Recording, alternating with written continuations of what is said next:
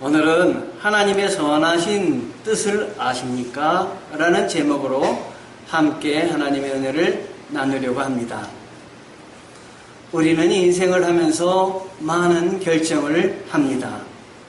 선택의 순간에 어떤 결정을 하느냐에 따라서 우리가 나아가는 방향도 크게 달라집니다.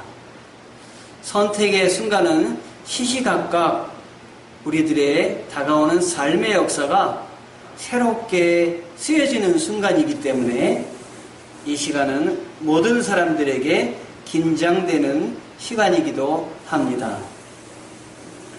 예를 들어서 이사를 가야 될지 말아야 될지, 어디로 가야 될지, 간다면 언제가 좋을지, 이런 것들을 우리가 선택해야 됩니다.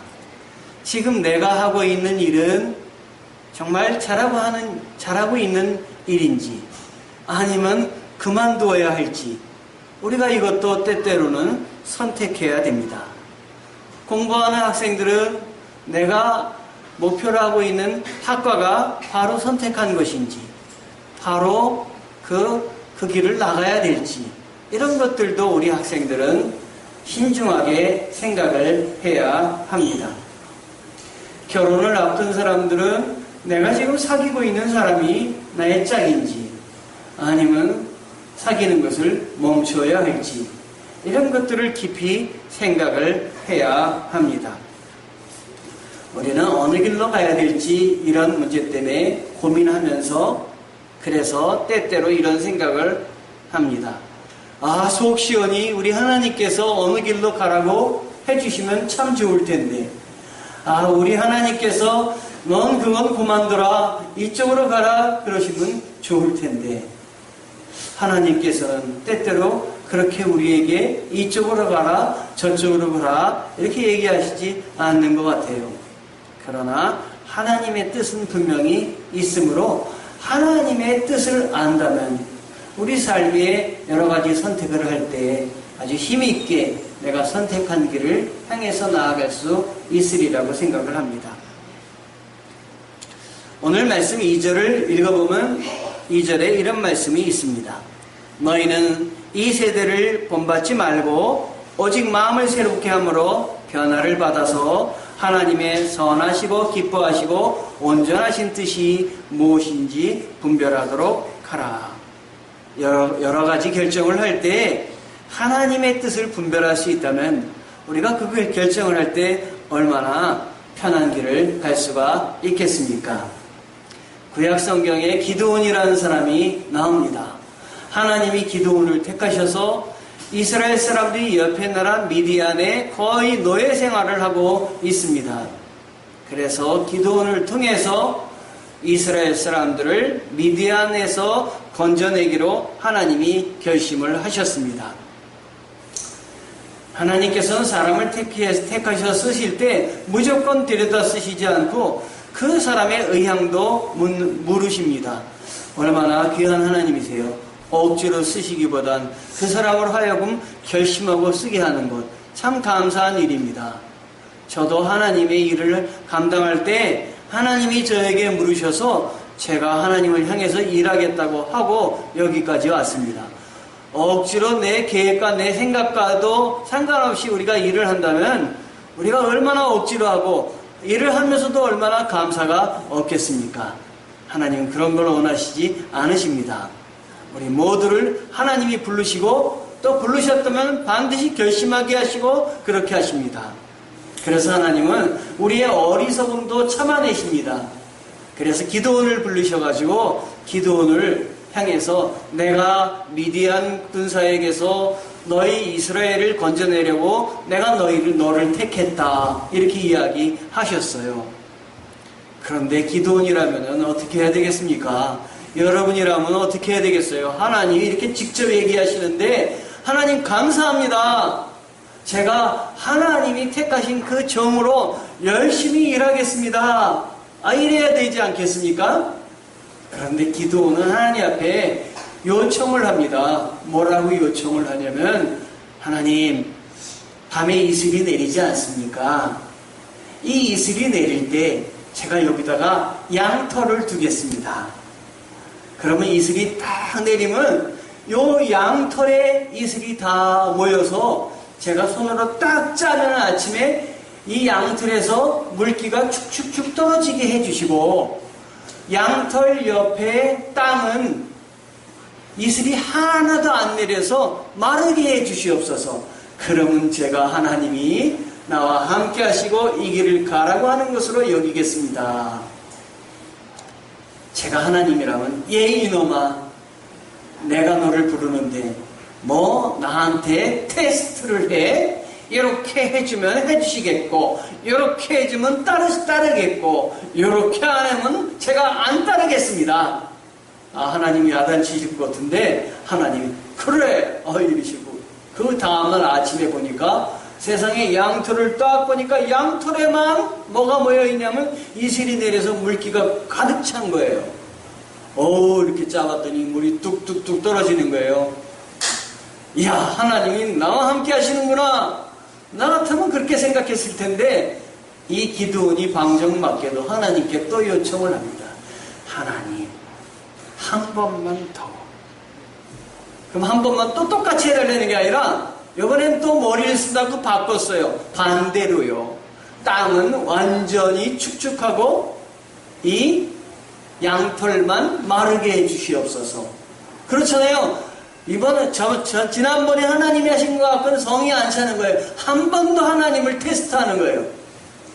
이야, 나 같으면 누가 같이 일을 합시다 그럴 때 이렇게 얘기하는 사람이면, 아유, 내가 이렇게 좋은 걸 만들어놨는데 뭘 다 하나하나 따져보고 해? 저리 가! 난 너하고 일 안 해! 이렇게 했을 텐데, 하나님은 정말 사랑하시는 분입니다. 이스라엘 사랑하셔서 그렇게 하기를 원하셨기 때문에 이 기드온의 하나님을 향한 테스트도 들어주셨어요. 그 다음날 가보니까 세상에 그런 일이 있을 수가 없잖아요. 이슬이 내리는데 어떻게 양털만 마르고 온 땅은 졌습니까? 이런 일이 있을 수 있습니까? 그런데 그렇게 해주셨어요. 그제서야 기드온이 하나님이 살아계신 하나님이시구나. 하나님이 나를 붙드시는구나. 하나님이 나를 쓰시기를 원하시는구나. 그리고 결단을 했습니다, 여러분. 제일 좋은 건 기드온처럼 이렇게 테스트하고 나서는 게 아니라 하나님이 불러주실 때, 주님, 이사야와 같이 제가 여기 있습니다. 저를 불러주시옵소서. 나를 써주시옵소서. 라고 나간다면 이 사람은 정말 하나님이 많이 사랑하는 사람일 것이에요. 여러분, 기드온처럼 되지 마시고 이사야처럼 되시기 바랍니다. 아멘. 그래도 하나님 앞에 나가서 이렇게 일을 하겠다고 나서는 사람은, 기드온은 참 하나님이 사랑하는 사람입니다. 마태복음 11장 27절에 하나님의 뜻을 알고자 할 때 그 사람들에게 이 마태복음 11장 27절은 큰 방향을 제시해 주는 말씀입니다.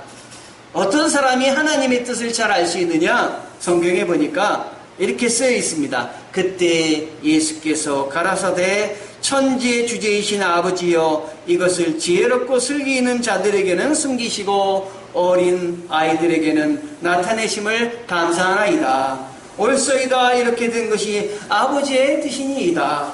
내 아버지께서는 모든 것을 주셨으니 아버지에게는 아들을 아는 자가 없고 아들과 또 아들의 소원대로 계시를 받는 자 외에는 아버지를 아는 자가 없나이다. 아멘. 하나님이 슬기롭고 세상에 똑똑하다는 자에게 알리시지 않고 어린아이와 같이 하나님 앞에 순종하고 하나님 뜻대로 하옵소서라고 하는 사람에게 하나님의 선하신 뜻을 알려주신다 하는 말씀입니다. 하나님이 여러분을 부르시거나 하나님이 어떤 일들 여러분에게 이야기하실 때 거절하지 마시고 하나님 하겠습니다. 하나님 내가 나서겠습니다. 결단하시기 바랍니다. 저도 지혜를 주셔서 하나님을 알게 해주셨어요. 그래서 제가 하나님 앞에 약속드린 것이 있어요. 누가 하나님의 일로 나에게 이렇게 하시겠습니까? 설교해 주시겠습니까? 그러면 아무리 바빠도, 아무리 내가 다른 일이 있어도 그건 반드시 하겠습니다. 제가 이렇게 약속을 드렸어요. 그랬더니 하나님이 축복에 축복을 더하여 주시더라고요. 하나님 우선으로 하나님이 시키시는 건 무조건 하겠다고 나서는 여러분 되시기를 바랍니다. 이렇게 하나님은 매 순간 우리 하나님을 따르고자 하는 자들을 선택하시고 그 매 순간 하나님이 예수 그리스도 하나님의 아들 또 성령을 통해서 우리가 나아갈 바를 지시하시고 알려주시는 분이십니다. 그런데 기드온은 하나님이 불러주셨음에도 불구하고 자신이 정한 방법으로 하나님이 함께 해주셔야 나가겠다고 했던 사람이에요.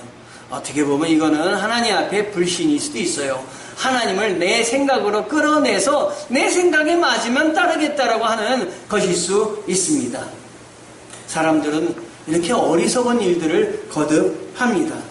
왜 그러냐? 우리 사람들에게 두 가지 심리적인 측면이 있습니다. 첫째는 자기 존재를 인정받고 싶어하는 심리적인 측면이 있고, 둘째는 남을 인정하기 싫어하는 심리적인 그 측면이 있습니다.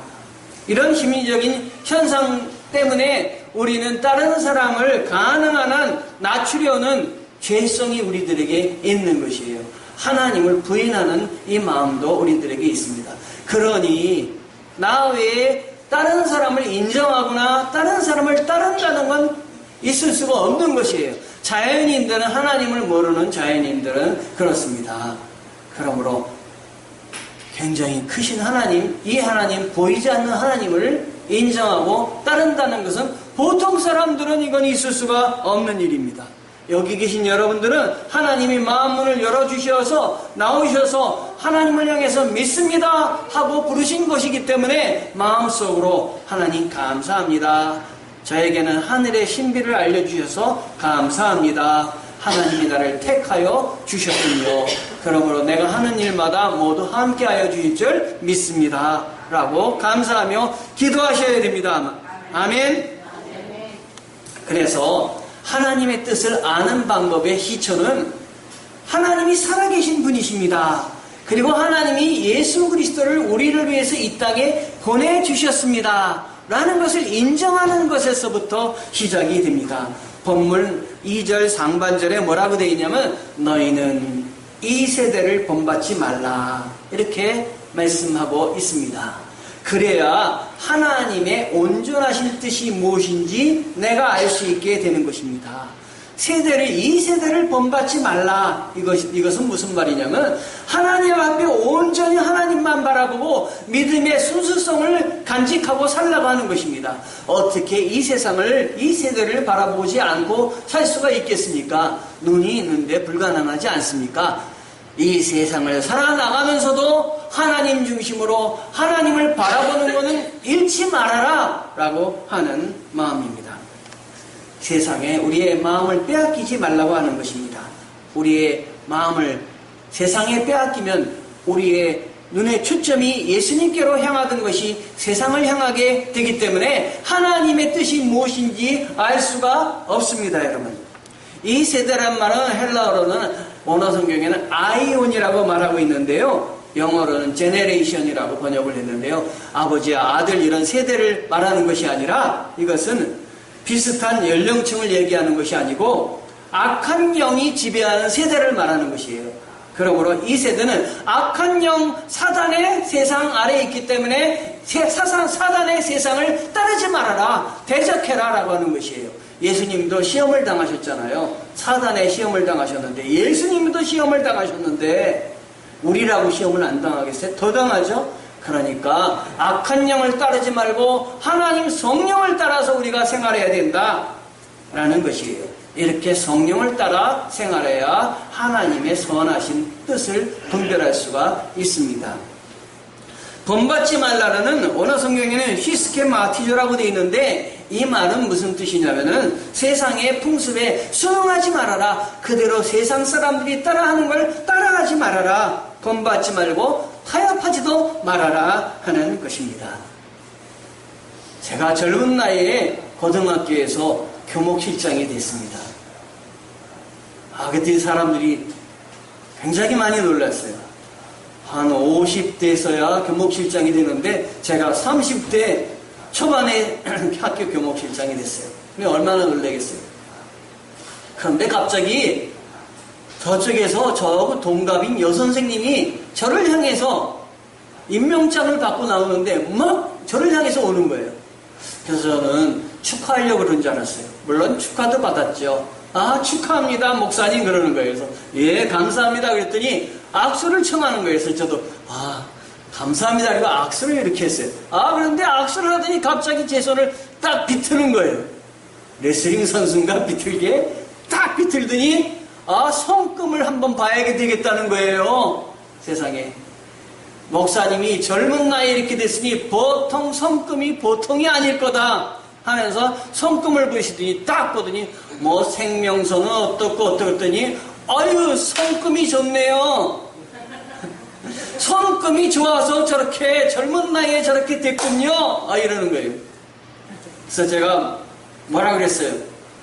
하나님이 나를 쓰시고자 했기 때문에 내가 젊은 나이에 된 것입니다.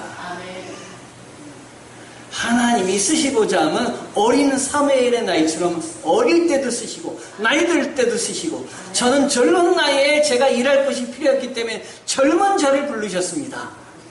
이렇게 대답을 했어요. 그랬더니 그 사람은 별로 이렇게 받아들이는 것 같지가 않아요. 손금 때문에. 근데 놀랍게도 그분이 기독교인이었어요. 주여. 그리고 저를 만날 때마다 제 손을 노리는 거예요. 또 한 번 보려고. 그래서 저는 그분을 만날 때마다 이리고 걸어가다가 손을 샥 이리고 걸어갔어요. 가급적이면 그분의 시야에서 손을 멀리 떨어지게 하고 이렇게 갔습니다.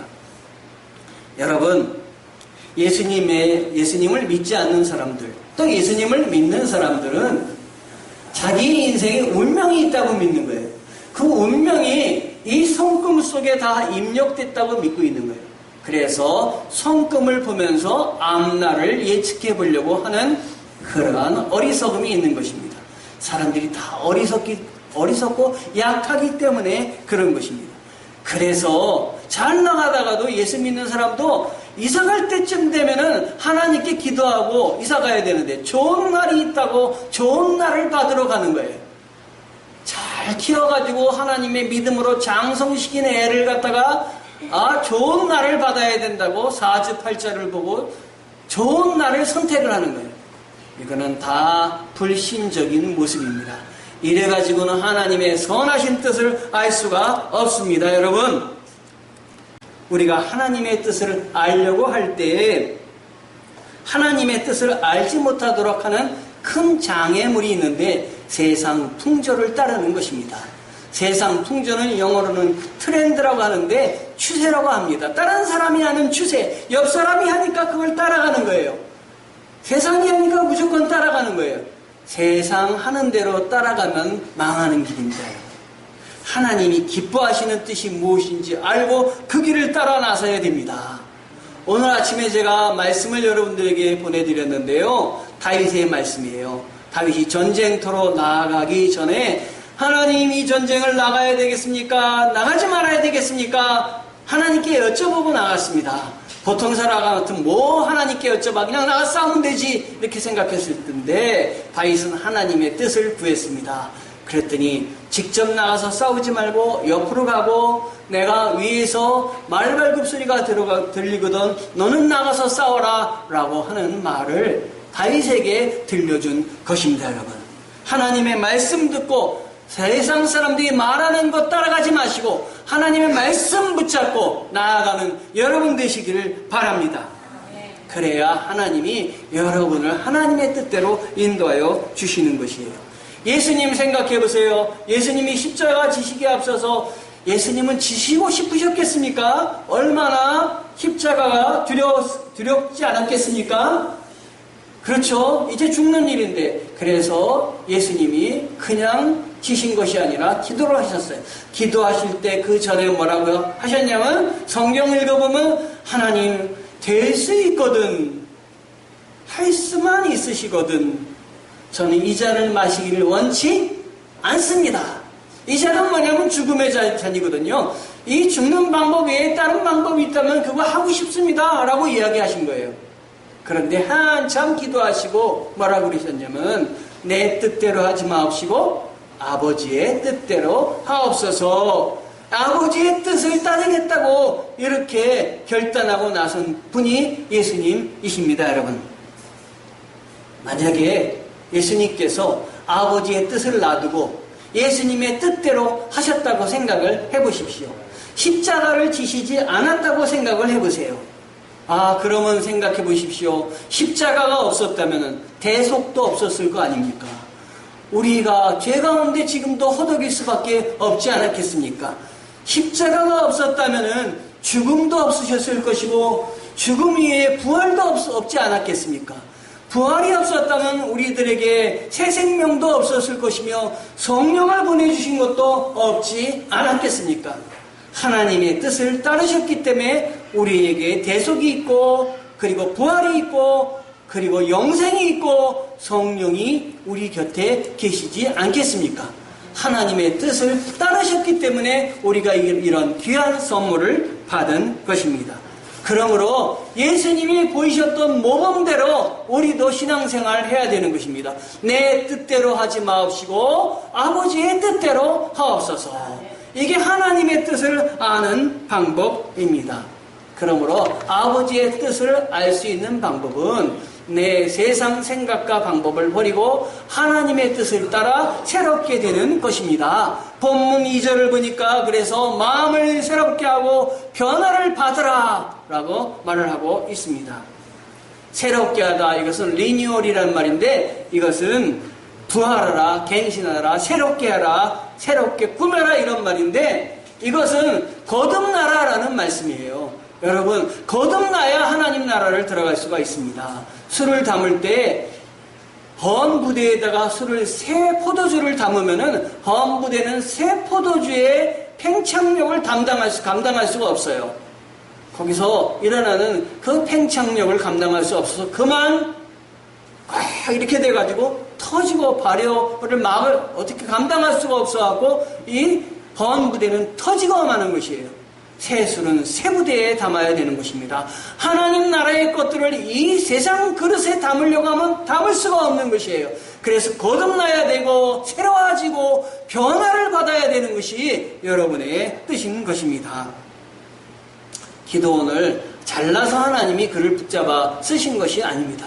그를 통해서 쓰시고자 하니까 부족한 그도 선택해서 하나님이 사용한 것이에요. 우리가 잘나서 여기가 있는 것이 아니라 하나님이 일을 하시려고 하니까 젊을 때 선택하기도 하고 연세 들어서 나이 들어서 하나님께 선택하기도 한 것입니다. 기드온이 타인과의 그 미디안과의 전쟁에서 승리하였습니다.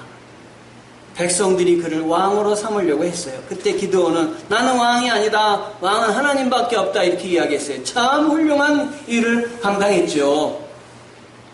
그런데 이렇게 훌륭한 일을 감당했던 기드온도 결혼을 했는데 아내를 많이 둬가지고 글쎄 자녀들이 71명이나 뒀어요. 얼마나 어려웠겠습니까? 또한 나가서 승리했는데 그 승리한 나라에 금은보화를 모아가지고 그걸 뭘 만들었냐면 에봇을 만들었어요. 하나님께 영광 돌리는 일에 써야 되는데 옷을 만들었어요. 그래서 그걸 보고 사람들이 하나님을 경배하기보다 그 앞에 와서 절을 하고 하게 만들었습니다.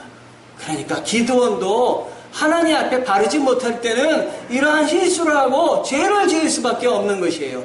그럼에도 우리를 다시 써주시고 다시 붙잡아 주시고 우리를 용서하시고 사랑하시는 주님을 붙잡아야 하나님의 뜻을 알 수 있는 것입니다. 여러분, 미국의 애리조나에 가보면 선밸리라는 곳이 있다고 합니다. 그곳에는 미국의 최고의 시설을 갖춰놓고 노인들을 불러서 거기에서 지내게 해드렸다고 합니다. 시설이 너무 좋다 보니까 어린아이들은 거기 없어요. 어린아이들이 왔다 갔다 하면 시끄러우니까 없고 젊은이들도 없습니다. 그리고 거기에는 정말 지상 낙원인데 56세 이하는 없어요. 그런데 이상하게 이렇게 좋은 곳에 사시는데도 발병률이 최고로 높았다는 거예요. 치매를 막 걸리고 그렇다고 오히려 병이 들고 몸이 아프고 이런 것이에요. 그래서 한 사람 두 사람 오히려 이 좋은 것을 떠났다는 이러한 얘기들을 들었습니다. 여러분, 여기에는 뭐가 없었느냐? 사람들이 스트레스가 없었어요. 여기에는 뭐가 없었냐? 사람들이 걱정이 없었어요. 여기에는 또 뭐가 없었느냐? 너무 잘해주니까, 맨날 똑같으니까 변화가 없었어요. 걱정과 스트레스와 변화가 없으면 잘 살 줄 알았는데 오히려 병이 더 많이 들게 되더라 하는 것이에요. 여러분 가정에 어려운 일이 있거나 여러분 삶에 어려움이 있을 때 하나님이 여러분들을 움직이게 하는, 고민하는 통해서 기도하게 하는 축복인 줄 아시기 바랍니다. 그래서 하나님이 나를 사랑하시는구나. 내가 그냥 혼자서 편하게 사는 것이 아니라 이런 여러 가지 자녀 걱정, 집안 걱정, 물질 걱정, 이런 여러 가지 염려가 나로 하여금 선한 염려를 통해서 기도하게 하시는구나. 내가 이것을 통해서 스트레스를 이겨내고자 노력하게 되고, 그래서 힘차게 하나님이 맡겨주신 걸 일할 수 있구나 하고 감사하시기 바랍니다. 여러분, 예수님께서도 이렇게 기도하시면서 십자가를 지셨기에 주님이 부활을 체험할 수 있고, 그리고 많은 사람들에게 성령을 허락하여 주실 수 있었던 것입니다. 내가 원하는 환경대로 하나님이 만약에 만들어 주셨다면은 아마도 나 자신밖에 모르는 밉살스러운 인간으로 우리가 커가고 자라나고 있을지 모릅니다. 하나님은 때때로 내가 원하시지 않는 방법으로 나를 이끄시고 함께하여 주십니다. 때때로 보세요. 홍해를 가르실 때 누가 그 바닷길을 가고 싶었겠습니까? 바다 앞에 놓여 있을 때 뒤에는 애국 군인이 쫓아오죠. 뒤에는 바다가 있죠. 죽음의 위기에서 이제 모두 다 죽었구나 생각할 때, 나는 끝이다 생각할 때 길을 열어주지 않았겠습니까? 그래서 홍해를 걸어 나갔잖아요. 저는 성경을 읽다가 이런 의문을 가졌어요. 홍해길 말고 육지로 건너가는 길도 있었을 텐데 해봤더니 육지로 건너가는 길이 당시에 있었어요. 그런데 왜 하나님이 육지로 건너가는 쉬운 길을 놔두고 이 홍해 앞에서 죽음을 맛보게 하시고 홍해 바닷길을 세우셔서 그리로 가게 했을까라는 생각을 했습니다. 성경을 읽다 보니까 성경에 답이 나오는데요. 뭐라고 나와 있냐면, 육지로 가면은 그 육지는 잘 닦인 길이기 때문에 거기 분명히 큰 나라들이 있을 거다. 너희들이 지나가려고 하면 큰 나라들이, 너희는 무기도 하나도 없는데 나와서 너희를 전쟁을 일으키면 너희는 모두 다 죽을 것이기 때문에 내가 그리로 이끌지 않았다 하는 성경 말씀이 딱 쓰여 있는 거예요. 이쪽을 하거나 저쪽을 하거나 다 방해해서 이 택한 백성들을 잘 이끌어야 되는데, 그러가면 적들이 만나서 꽃도 펴보기 전에 죽기 때문에 하나님이 적들도 없고 아무것도 없는 바다에 길을 내시고 쫓아오는 적들은 바다에다 수장시키시고 하나님이 이끄셨구나. 우리들에게 험한 파도가, 큰 파도가, 태풍 같은 태풍이 몰려올 때에도 뿌리 깊은 나무는 흔들리지 않듯이 하나님에게 깊이 뿌리를 받고 사는 우리들은 하나님의 인도하심을 따라 사는 것입니다. 그래서 하나님은 되돌아가지 않게 하신 거예요. 너희가 전쟁이 일어나면 되돌아갈 것이다. 되돌아가려면 거기 다시 노예가 되는 것이다. 하나님은 노예로 부르신 것이 아니라 자유인으로 부르시고 하나님 은혜 가운데 살도록 함께 해주신 것입니다. 밤에 두려운 일이 많으시죠? 잠자다가 무서운 꿈도 꾸시죠? 하나님께 기도하시기 바랍니다. 여러분, 꿈은 계속 꾸더라도 하나님이 함께 하시면 어떤 꿈을 꿔도 내가 무서운 마음이 없는 거예요. 또 꿈 꿔봐, 괜찮아. 나타나봐, 괜찮아. 하나님이 나를 붙잡으신데 내 생명을 걷어갈 수는 없어. 이렇게 단단히 마음 먹는 거예요. 세상은 변하지 않아도 내 마음이 굳건한 거예요. 내 마음이 변화되는 것이에요. 내 마음에 주님의 사랑이 넘치는 것이에요. 주님이 성령께서 함께 해주셔서 성령께서 인도하시는 대로 내가 살아나가서 성령의 사람이 되는 것입니다. 하나님이 선하시고 기뻐하시고 온전하신 뜻이 나의 뜻과는 아주 다를 수가 있는 것입니다. 아이를 길러봐야 부모의 마음을 알게 되듯이 이제 나의 마음의 생각을 하나님 편에서 하나님의 뜻대로 생각해봐야 하나님의 생각을 알 수 있는 것입니다. 그래야 하나님의 마음을 이해하고 그분의 뜻을 따라 살게 되는 것입니다. 오늘 본문 말씀을 읽고 설교를 마치겠습니다.